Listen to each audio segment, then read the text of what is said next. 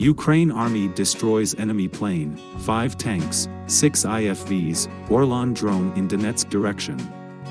5 tanks, 6 infantry fighting vehicles, 4 vehicles and an Orlan UAV were destroyed in the Donetsk direction over the past day, the statement said. Defenders of Mariupol continue to show their incredible resilience and heroism. Today they destroyed a tank and 2 armored personnel carriers of the enemy. In addition, with the help of available air defense systems they destroyed an aircraft. Aircraft type is being clarified, the statement added.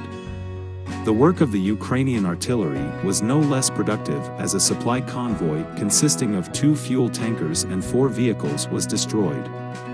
The gunners also shelled personnel and equipment of the Russian invaders.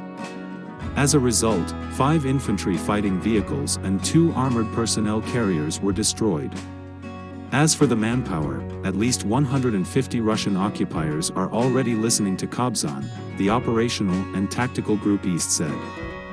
The General Staff of the Ukrainian Armed Forces said on March 19 that the Ukrainian military destroyed 2 Ka-52 helicopters, one in the Zaporizhia direction and another in the Kiev region.